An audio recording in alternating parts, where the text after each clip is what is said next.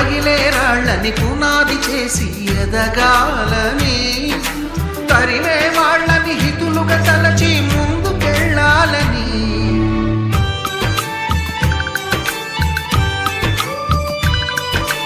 కన్నుల నీటిని కలల సాగుకై వాడుకోవాలని, కాచే నిప్పుని ప్రమిదగా మలచి కాంతి పంచాలని, గుండెతో ధైర్యం చెప్పెను, చూపుతో మార్గం చెప్పెను, అడుగుతో గమ్యం చెప్పెను. నేనున్నానని